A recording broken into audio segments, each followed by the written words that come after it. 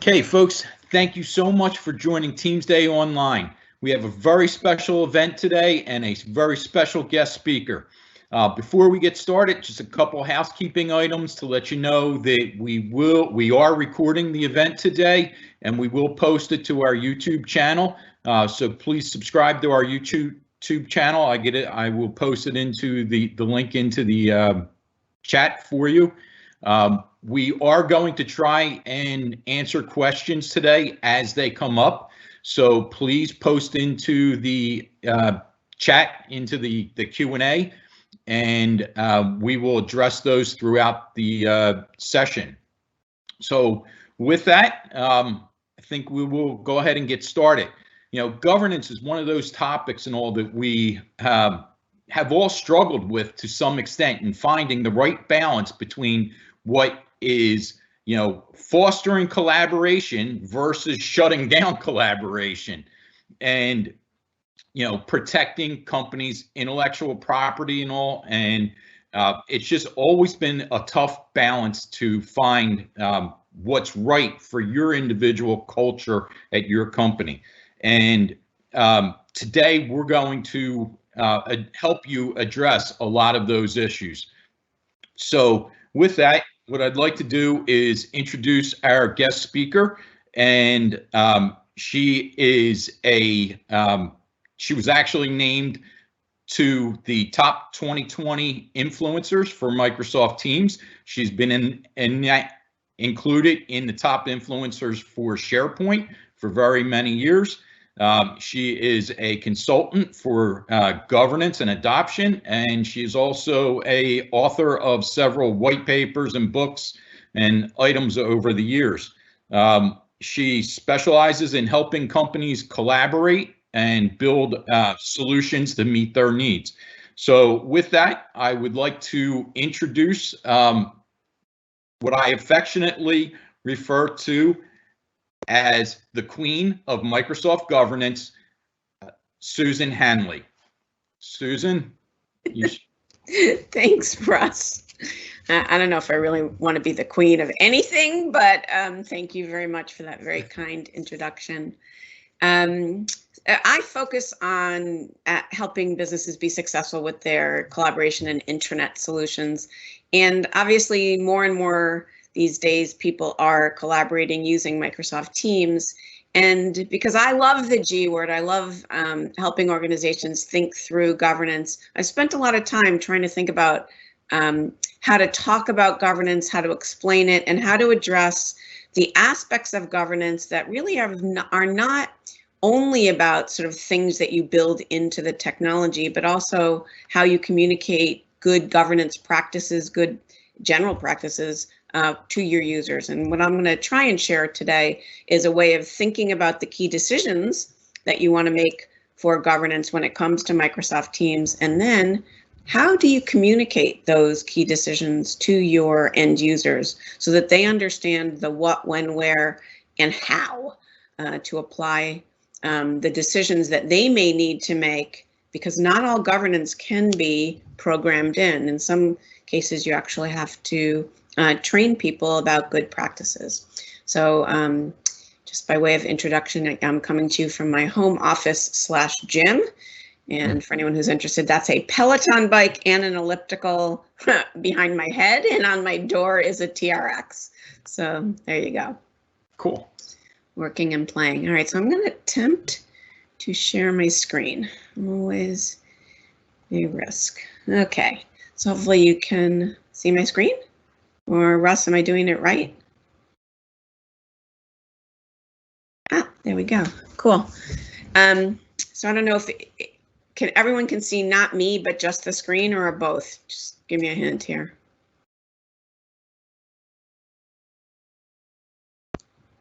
That was for you, Russ.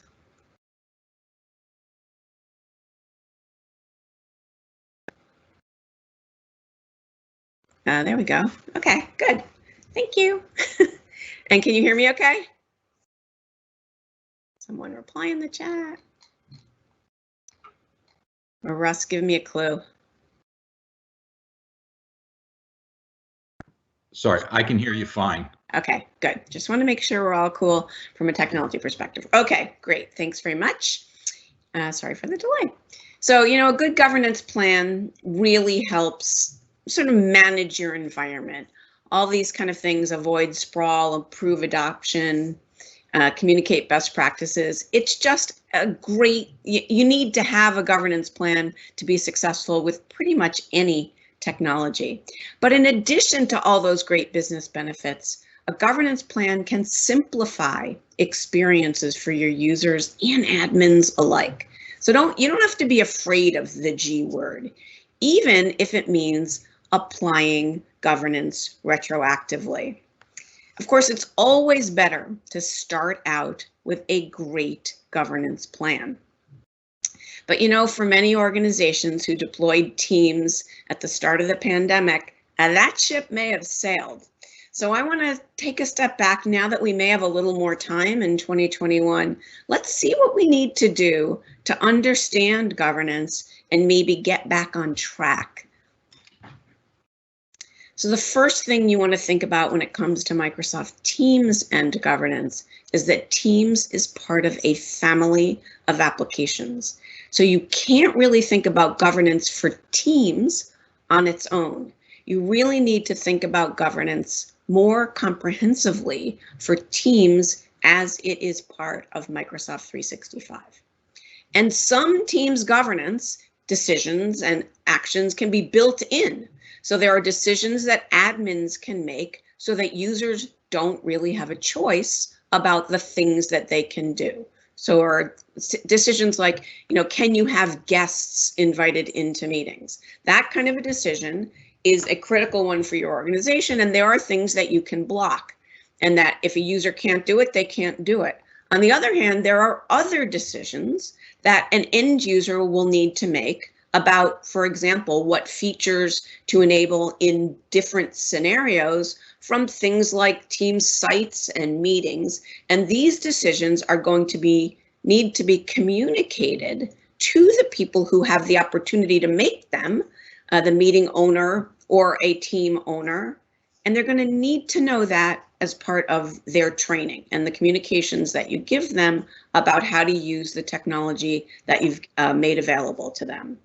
So if we're going to think about governance first, or governance after, sort of after that ship has sailed, it really starts with the key decisions that you need to make.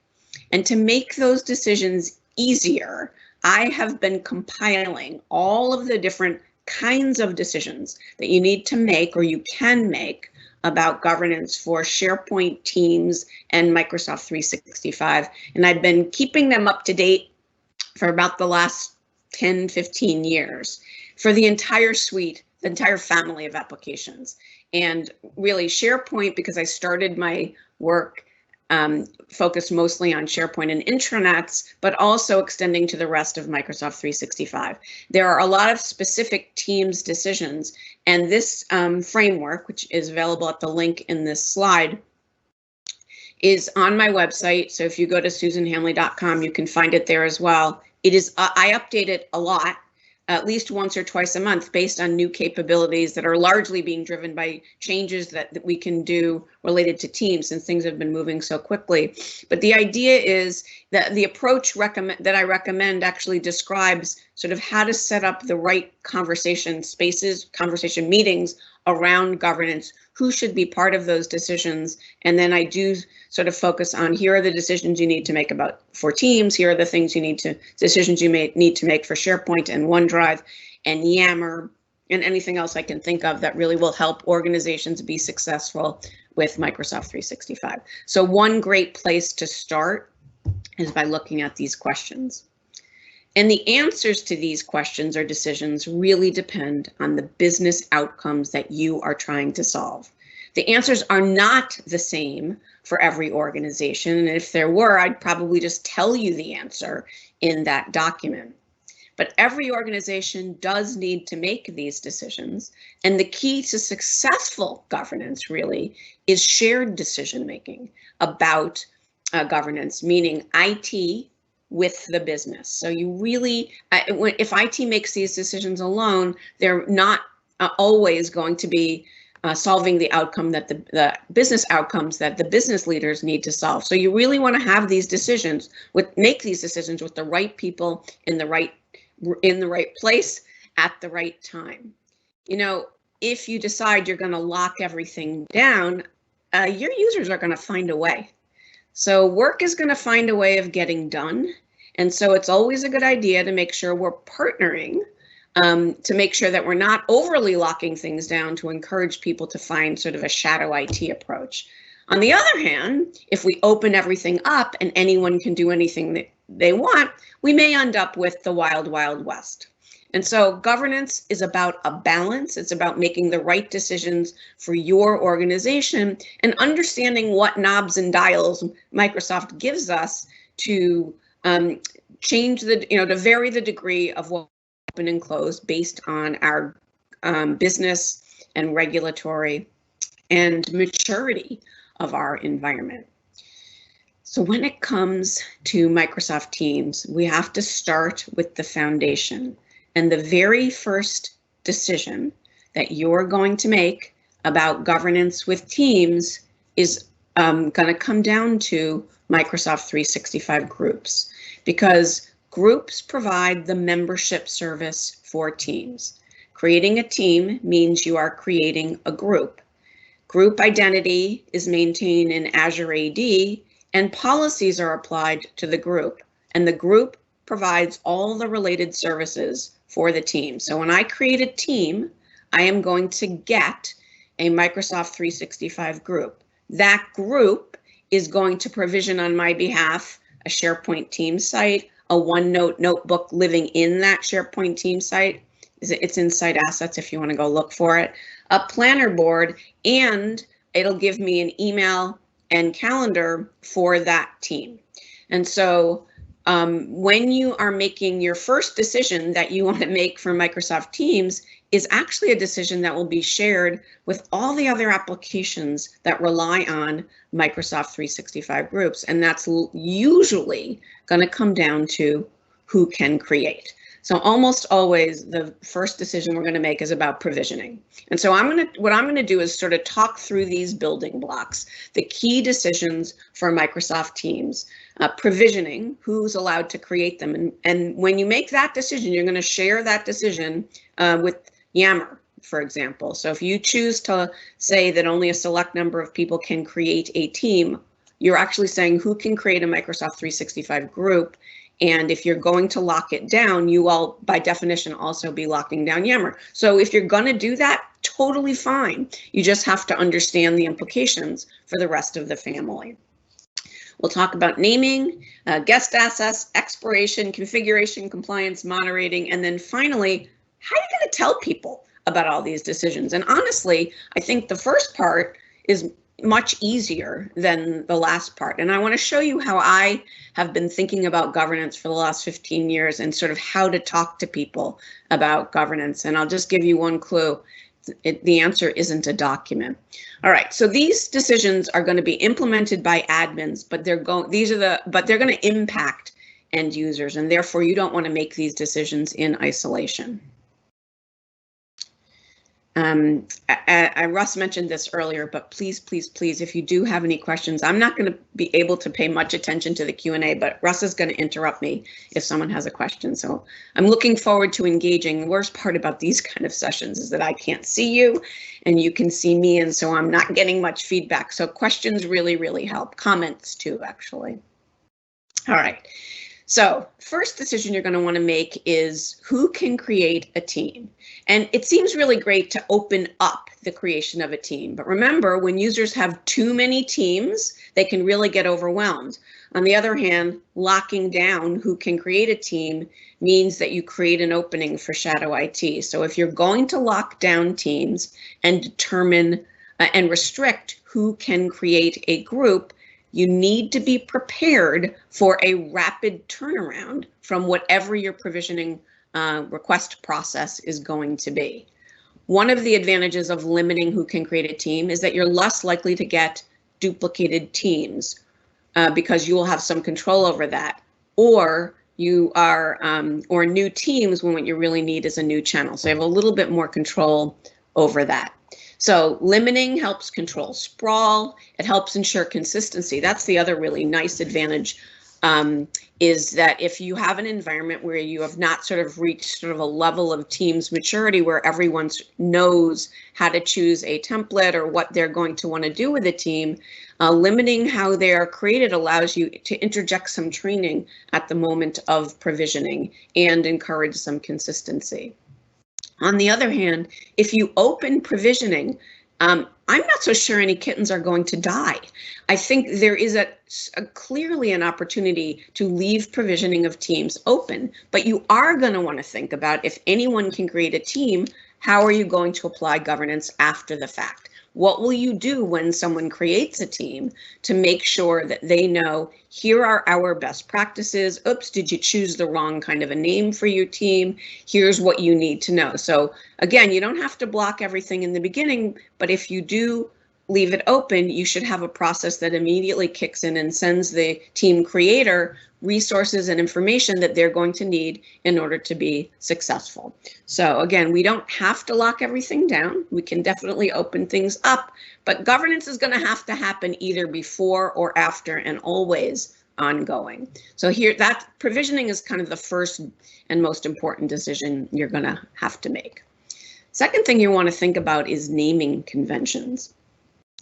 Teams share a namespace with all of your other SharePoint sites, and that means that you're going to share a namespace or URL space with your intranet as well. So you want to think about who's going to make a land grab for the name. One of the things I've seen a lot is that the first team, Microsoft team that gets created, is IT creates one from themselves, and they create a team called IT. And then later you decide, oh, it's time to move our intranet, or take our classic intranet and move it to modern, or now we're going to build a new intranet in Microsoft 365, and you want to create a place for IT to communicate to the rest of the organization, but sites/IT isn't available because the team got created with that name. And so if you're not careful when you're provisioning that intranet site, the URL is going to be IT2, and you definitely don't want that. So one thing you do want to think about is, do we want to either enforce or encourage naming conventions for our teams? And that problem, by the way, for IT could have been solved if we had a naming convention that says stick the word team or something that indicates that this is a collaborative space in the name of the team. So then that way, IT team is the team site, or the team, Microsoft team, for the IT group, and site/IT could be the name for the communication site. So as I said, the first, whoever does it first makes a land grab for the URL. And so you can control group naming and add a standard prefix or a standard suffix to your team's creation. And that is, it requires an Azure AD Premium P1 license, but doing this is going to, if you're going to do open provisioning, this will help you prevent the conflict of namespace. Remember that you actually the team name can be changed by the team owner once it's created, but that's not going to change the URL for the SharePoint site that goes with the team. And so naming is a critical and important decision that you'll want to make for the organization. So options, you can do the prefix suffix thing if you like.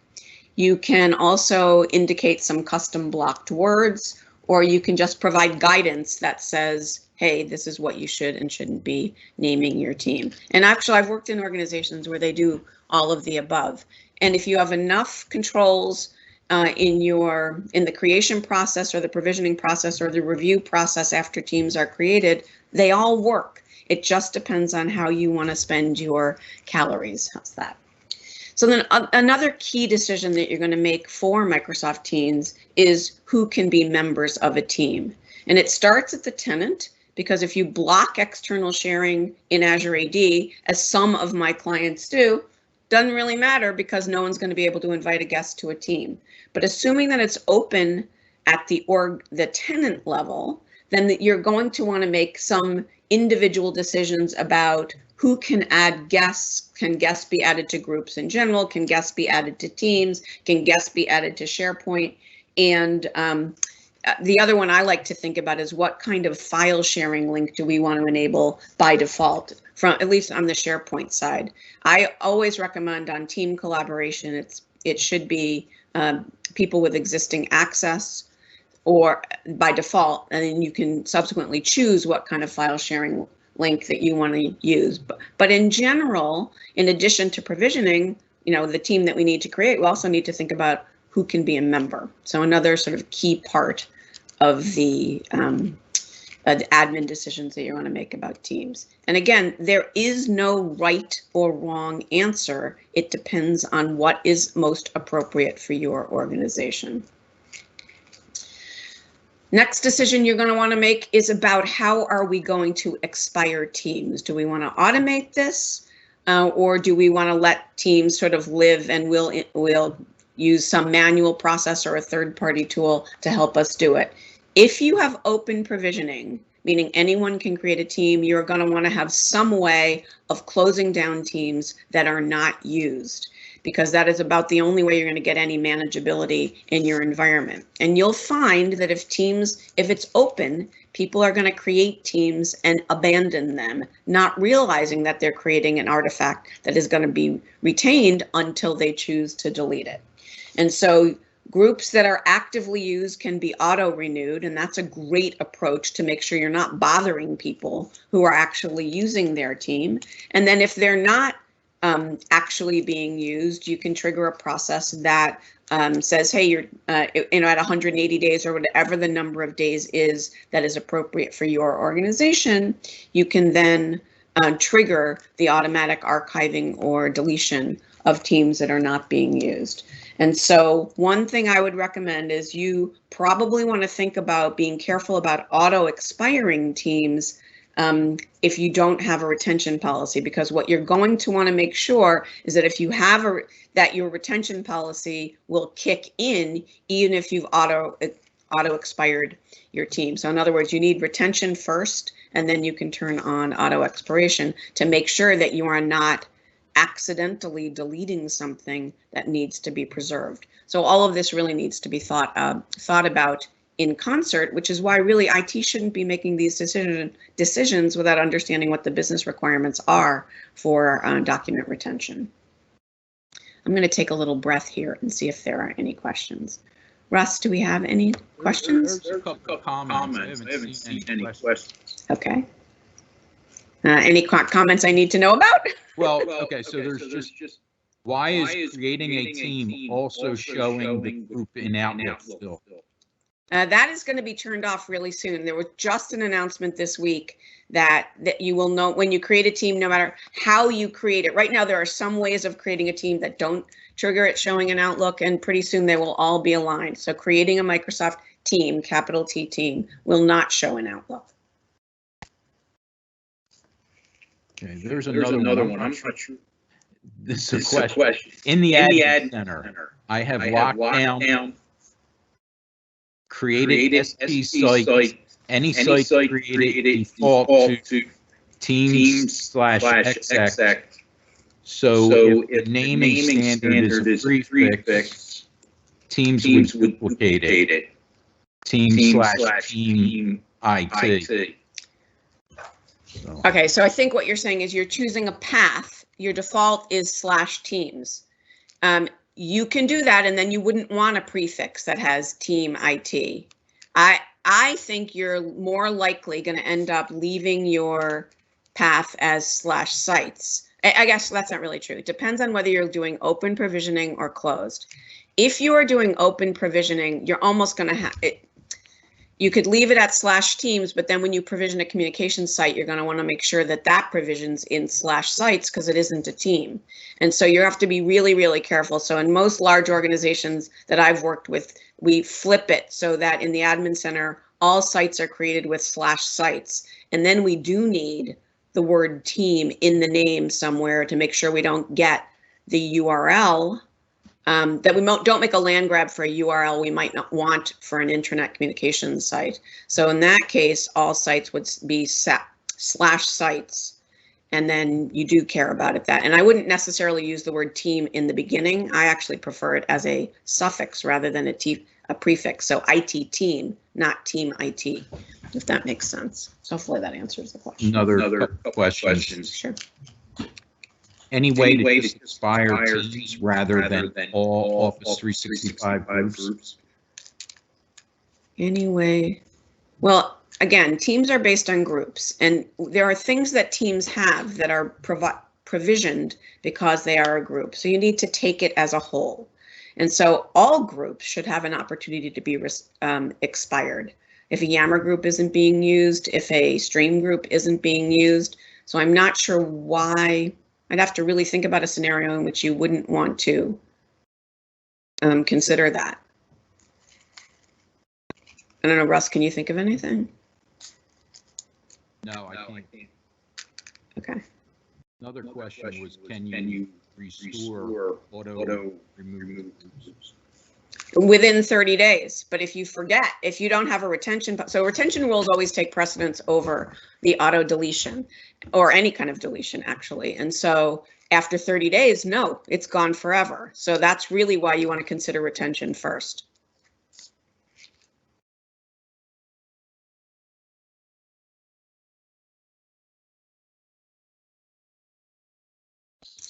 Anything else? I'm looking through. Okay. That would mean you can recover the team within 31 days after deletion. I think it's 30 days. You're asking that. I don't know the exact date, but it's 30. So within 30 is what I'm pretty sure it is. I think that's it. Yeah. Okay, great. Okay, so we've covered now expiration. All right, so now you have some other options. One thing, there are implications for all of these decisions. And again, you want to make sure that you're considering the best thing for your organizations. So one thing I like to do is make sure that my environment has, if we've thought through sort of different kinds of teams, then I think we should now take advantage of the ability to create a template so that when we create a new team, everybody's not starting from scratch on figuring out what are the right channels, what's the best approach for me for organizing my content.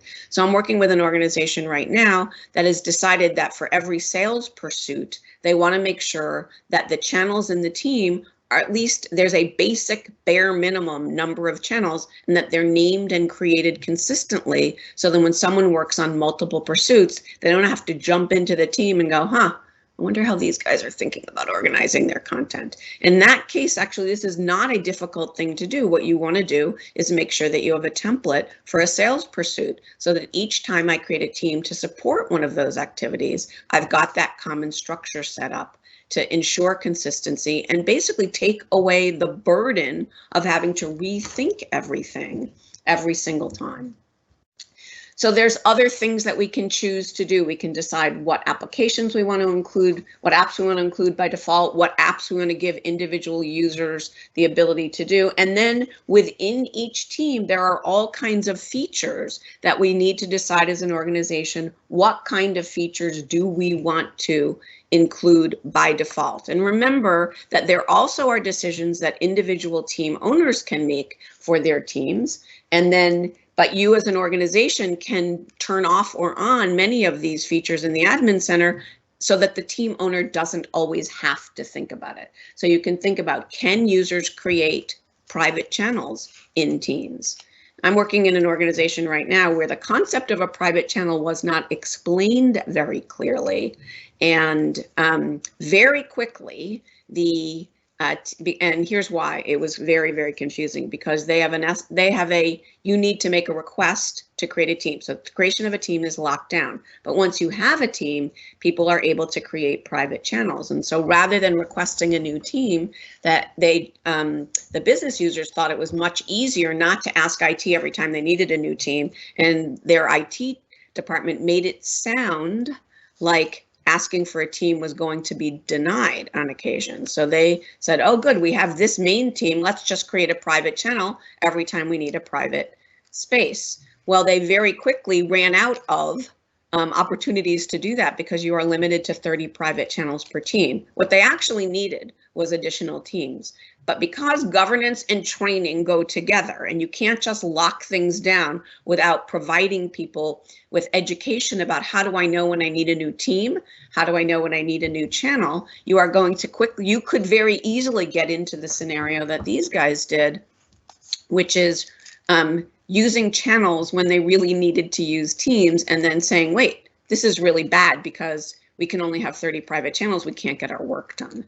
And so one way to avoid that is to make sure that you're very clearly communicating about, and you have a really good SLA and turnaround about creating new teams. So you want to think about who can create a private channel.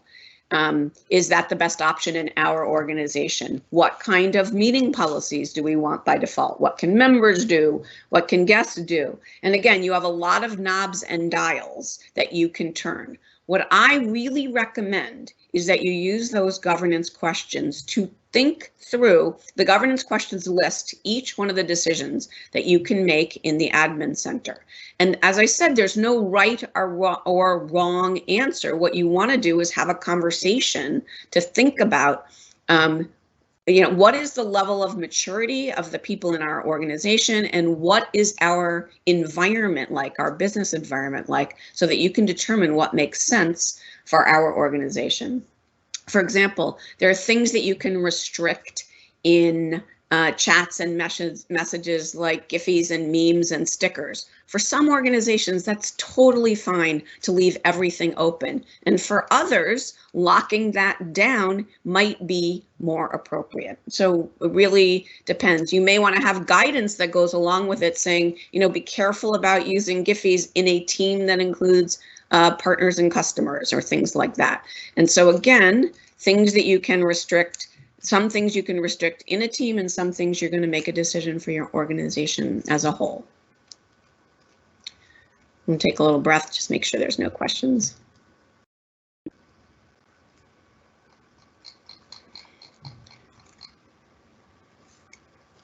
Got anything, Russ? Yeah, it's the templates in A1. In what? A1. I don't know what A1 is. Licensing. I don't know what an A1 license is. They mean F1.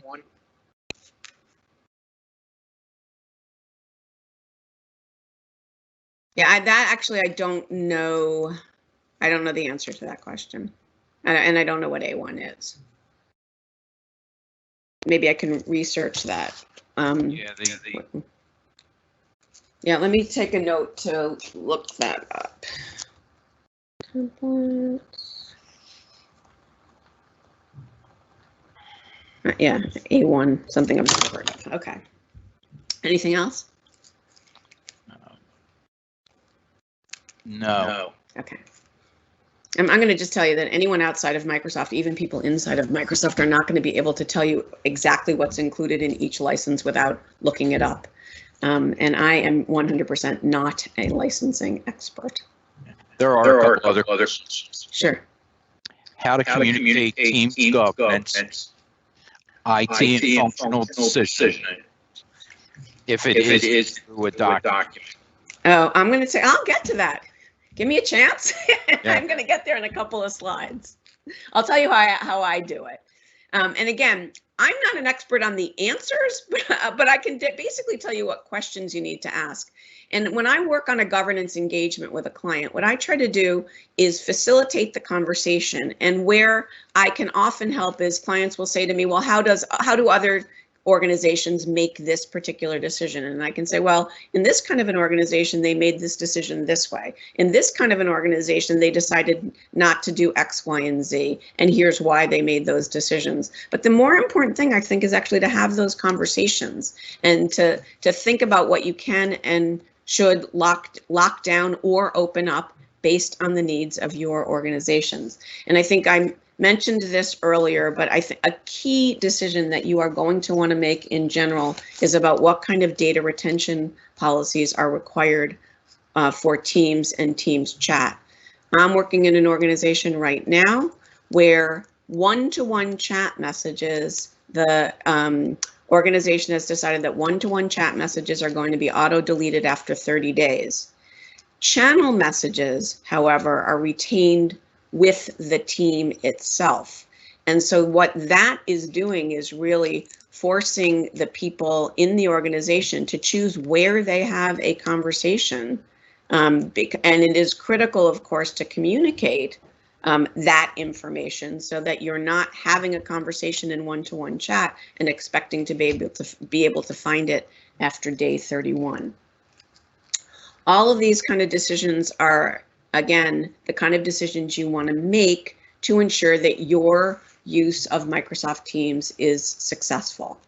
Coming very soon, the retention policies are also going to cover messages in private channels. And so right now, retention did not cover private channels, and by March of 2021, retention for private channel messages is also going to be available. So you also want to think about, oh, by the way, so emails and files that you use in Microsoft Teams aren't part of the Teams retention policy. They're covered by the Exchange and SharePoint retention policies. So they have their own retention policies that also come into play. And all of that is sort of why that is really why you want to think about Teams governance much more holistically, because Teams is part of a family. And while it has some capabilities that you can manage from Teams alone, it is also relying on its sibling applications to support some of the activities going on there. So all of these, again, are key decisions that you're going to want to think about to effectively manage your teams. Another thing you're going to want to do is think about how are you going to monitor what's going on in your teams. It's really a good idea to do this to make sure that you are looking at how engaged are the people in the organization. Are we getting benefit from what we're seeing?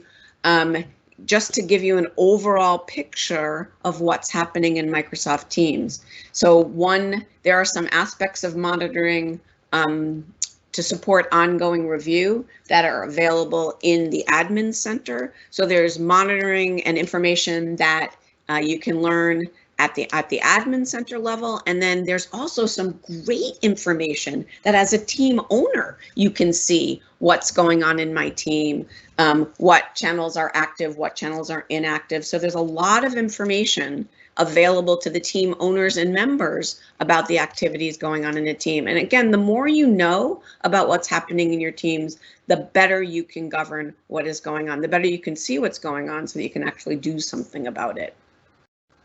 So that kind of covers the basic categories of decisions that you'll want to make about teams. I want to make sure that I want to see if there's any questions about this before I jump into how can you talk about this to your end users. So any sort of decision related questions before I move on to the next thing? Just one thing is the A1 is education. Okay. Thank you for that. And my answer for that one is I do not know much about education licensing, but I can look it up while Russ is talking. All right, so I want to talk about thankfully I did get a question about, well, how are you going to tell this to everybody when you're not going to present it in a document? So let me first talk a little bit about what is the goal about communicating all of this to end users. One is that you are 100% going to not try and shout all of this information to them at one time. We are not attempting to have people's heads explode. I do think it's really helpful to create sort of getting started with Teams resource guides. I think you can start with the ones that are available from Microsoft, but make sure that what you find online actually applies to your organization. I almost always see organizations adapting what Microsoft provides to reflect the decisions that they made. And I think that's really important. Be really careful about using tons and tons of screenshots in your guides unless you are prepared to keep them up to date, because things change about what is available and what it looks like relatively frequently in Microsoft Teams. And you're going to want to make sure that you're staying ahead of that so that your users are aware when you're giving someone a guide that it matches their expectations. So my clients have been really, really successful with short, targeted quick start guides. The other thing I think you can do is leverage the Microsoft Learning Pathways SharePoint site to adapt, to create a training experience for Microsoft Teams. You're going to get some terrific training playlists curated for you in Learning Pathways, but you can also create your own and incorporate your own quick start guides and your own videos and your own training in those playlists. So I highly recommend that you think about creating your own experience and adding that to Microsoft Learning Pathways if you're going to use that solution in your tenant. And again, if you create that, you can add it. You could add it as an app in Microsoft Teams, or you can add it in your standard Teams template. You can have a tab that in the general channel for every new team that points to Teams onboarding or quick start training. So yeah, definitely link to training in your templates.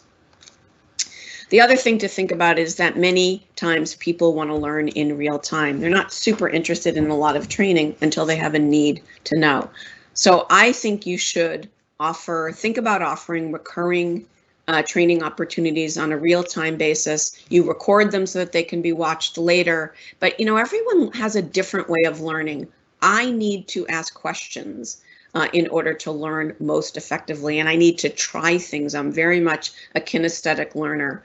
I don't do very well when I have to teach myself something. I do really well when someone will spend some time where I can try something and then ask questions to whoever knows more about it than I do. And I think you want to think about the fact that everyone in your organization learns slightly differently and create as many opportunities as you can support to ensure that people can be both successful and comfortable and get the information and training they need at the time that they need it.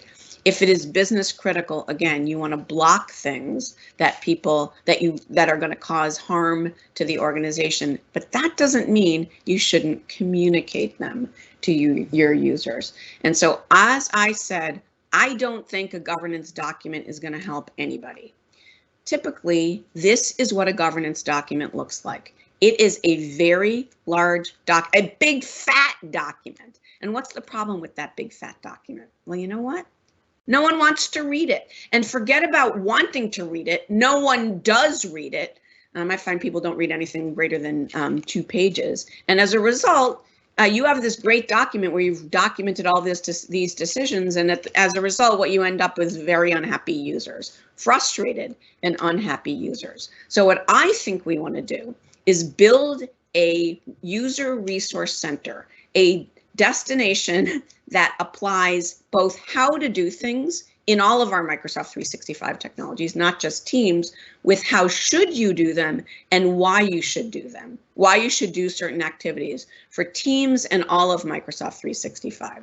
Ideally, we want to deliver this just in time in the moment that you're actually doing work. And by the way, Microsoft is doing a really good job at delivering training just in time.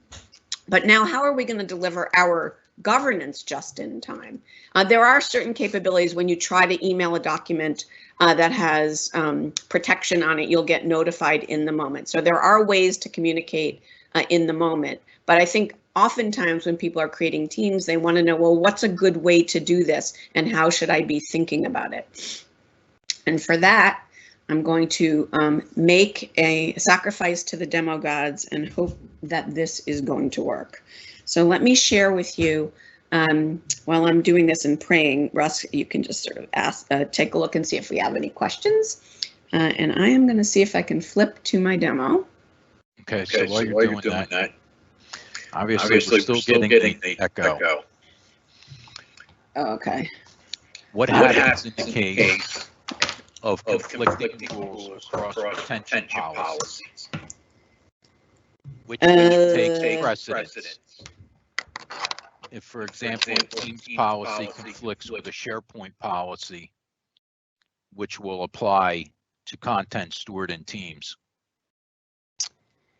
There's no team, again, the SharePoint policy is going to affect documents. The SharePoint policy on your documents, there isn't going to be able to be a conflict. If you delete a team and there is retention on an asset in the team, the retention policy wins. Does that, Great. Hopefully that answers the question. So retention is going to override everything in general. So if you've got a policy in place, it will be respected. All right, I'm hoping that everyone can now see my screen. And for me, the way to deliver training and governance is to do it from the perspective of the user, so they have a place that they can go to learn about what training is available to them, what governance policies are required of them. Now, how you would use this, in many cases, this is a SharePoint site, by the way, and I always create these sites in all of my intranet solutions. And the real question is, do people go here, or are they referred here in the moment by a support person or someone that they're working with in IT? And the answer is yes, all of the above. So what I want to create is a destination. This is very similar. The User Resource Center is similar to Microsoft Learning Pathways in the sense that I have a lot of integration with that same content. If I didn't already have this site, I might actually use the Microsoft Learning Pathways site as a way to create it. But I've been creating these since way before Learning Pathways existed. So instead, what I've done is integrate Learning Pathways for the training part of my User Resource Center. And what I want to do is create a place where a user can come to learn more about the tools that that are being handed to them to get their work done. And I don't want to provide just training. I want to really provide sort of how do you think about this and what are best practices for using it. And so I want to, rather than calling it a governance center, which is what I used to do, I want to make, I don't want it to be just about the G word. I want it to be about the value word, value for the end user. And again, because we have blocked anything that is going to harm the organization or harm the information or harm you, what's left for me to explain are the key decisions that you as an end user, as a team owner, or as a team member need to be aware of in order to be successful. And so my audience for the User Resource Center are the owners of teams as well as the users of teams. And one place, the place where I'm going to create the content is 100% in SharePoint. How I deliver the content, however, is going to be, it can be in Microsoft Teams, because I can bring this entire solution in as an app in Teams. And once I have the Microsoft, the home site app for Teams, which is really part of what was just announced last week as Microsoft Viva Connections, I will be able to bring my intranet into Teams and have a wholly contained and navigational experience. And I think I may not need to deliver the User Resource Center as an app, because it will be part of the intranet that can be experienced inside Teams. So I hope hopefully that was clear. The idea is that I want to basically create a place where you can both point people to, or people can come to learn more information. So in my case, I've basically done all the good things that you should do when you're designing a SharePoint site. I've tried to think about who my users are and what they might want to do, what is most important to them. And as a baseline, I'm starting with sort of the basic file naming, file things that people care about. From a Teams perspective, I've got sort of what are the key actions that people might want to learn about. So one is sort of getting started with Teams. Now, let me just show you an example on a sort of a simple example. So how should I name my files? The premise of this solution is that it is basically a modern SharePoint site where every single topic gets a page. And so I am not trying to deliver a document that's meant to be read linearly. I'm really trying to create a very searchable and browsable experience where, for the most part, the content is delivered in one screenful of information. And all of the text is written in a way that we know is a good practice for skimming and scanning, because that's what people do online. They don't read every word. So notice how I'm using heading text and bold to draw your eye to the content that's most important. To make it super easy to find content on a page, I've got a little table of contents at the top of every page, and these are anchor links or jump links to this section of a page where the key content is. This is a really great feature if you've never tried it in SharePoint Online, because every time you use header text, you get an automatic anchor link that you can just grab the link and then paste that into either a quick links web part or just use it as a hyperlink over text, which is what I'm doing here, to create a table of contents for longer pages. And so ideally, you want your pages to be short, consumable chunks of information, but when they're longer, and even if they're not, giving someone a quick way to scan what the page is about and then jump to it makes it really handy. Now, one of the things you get with a document is that you can collect related information together, and I'm breaking everything up in my user resource center. The way to put it back together is to say, hey, while you're on this page learning about file naming, you might be interested in some other topics related to documents or files, how to restore deleted files, how to use metadata, how to upload a document. And the way that I do this uses the highlighted content web part. Let me put the page in edit mode. And I have 4 pieces of metadata on every page in my solution. I have every page has associated with it. I'll show you in a minute what it is. But in this case, I'm saying, hey, while you're on this page, find any other page where the topic is about documents. So this is a dynamic web part. Every time I add a new page, it will automatically show up in the family. So if this was a document, it would be building itself dynamically. As I said, every page has 4 pieces of metadata. What type of page are you? Are you the description of someone's role? Are you describing an app in general? Are you a summary of sort of training kind of things? Or are you basic guidance, which is my default? What are you about? And I have a collection of topics to choose from. Which service do you apply to, or which app do you apply to? In this case, again, because I'm tagging every document with 4 pieces of metadata, I can roll things up in different ways using these metadata properties. So who are you for? What are you about? What do you apply to? And then what kind of a page are you? And that just allows me to do my filters in a variety of different ways. So with every page tagged with those 4 pieces of metadata, I can actually create a Teams page that rolls in all the content that we have about Microsoft Teams in a single place. And so this allows me to create different stories about different content related to whichever service in whatever application in Microsoft 365 someone is curious about. And the reason I want this to be in one place, not just about Microsoft Teams, is because Teams is actually a front door to a lot of other applications in the suite. And by creating my content in this way, it allows me to create reuse content in different contexts, which is another thing you can't do with a document. With a document, you either write one big giant document that I have to go find the part related to me, and it's very difficult to sort of jump around and tell stories in different ways.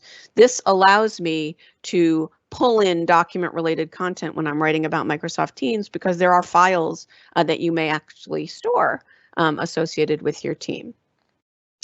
So basically, so the way I am communicating about governance is not necessarily to create a document, but to deliver it in a reusable asset that effectively is, at the end of the day, it's a SharePoint site that I can now deliver this in a variety of ways. So I will take a little break before I return to my slides to kind of wrap everything up. So any questions?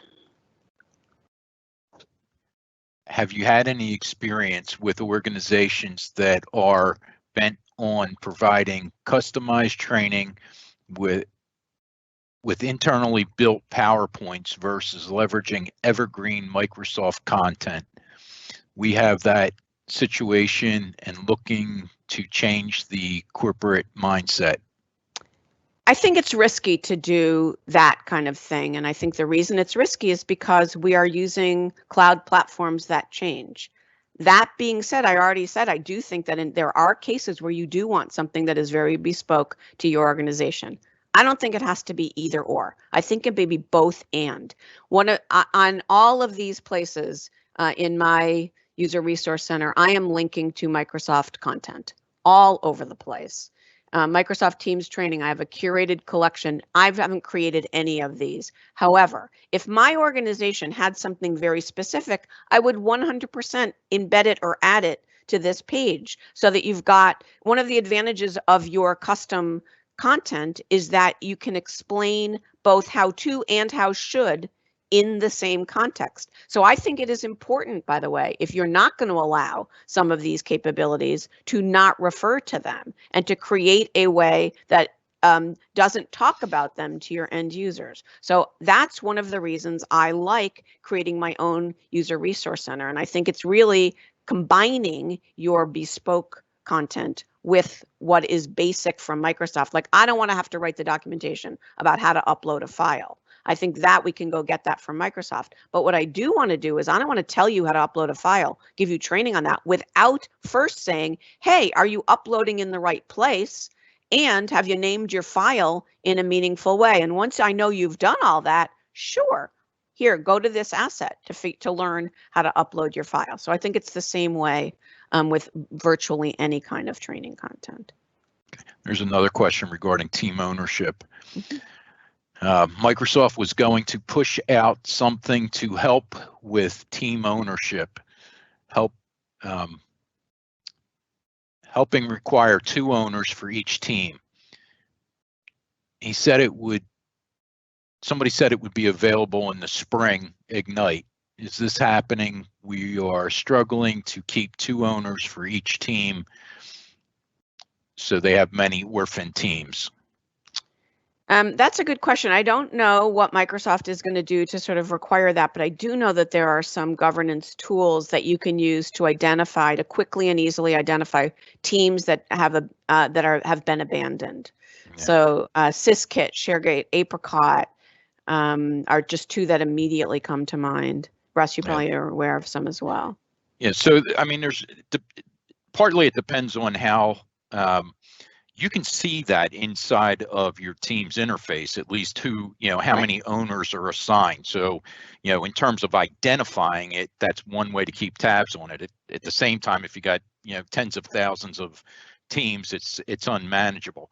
There is a PowerShell script that you can use to ensure that there's always 2 teams assigned. And essentially what we've done in the past is basically, and it depends on the client. We've run that script on a monthly basis where it goes out, and anywhere that there's not 2 teams assigned, it notifies the remaining owner on the site and notifies IT. If you don't, depending on the number of teams that you have and everything, I know another client that's basically just running that script on a quarterly basis. So that's one way of doing it. I think you can also do it as like as either a Power Automate or an Azure app, but I haven't done that with either of them. Okay.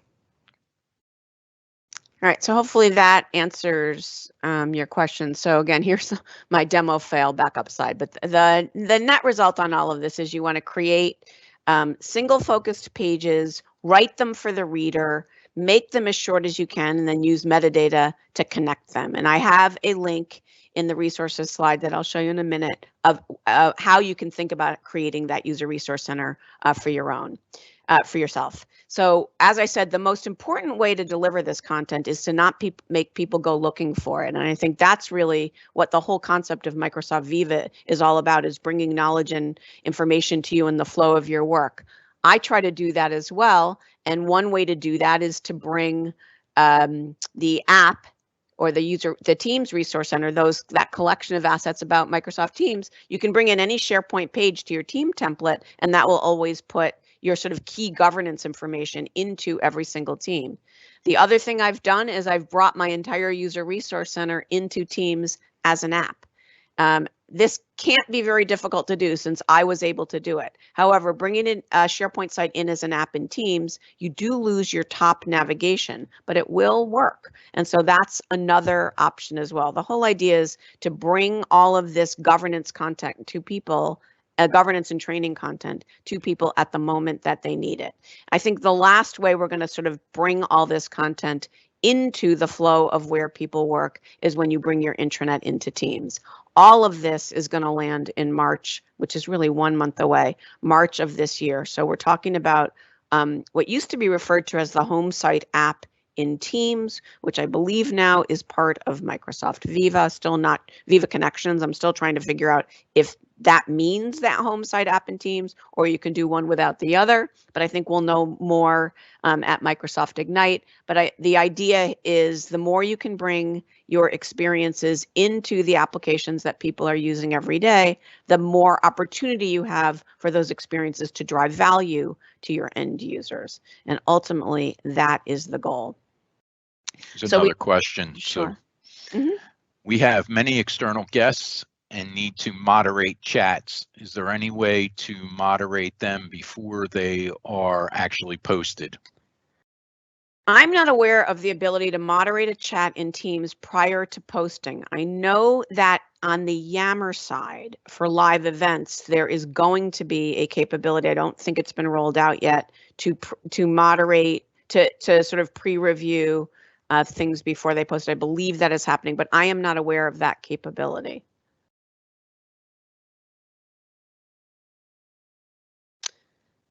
All right, so here's what we've talked about, the different kind of admin things you can do, the different kind of user, both admin governance, user governance, and the one thing that everybody needs to think about, these are the key decisions that and impacts that you're going to need to focus on for Microsoft Teams. But there's one more important thing to keep in mind, and that is change.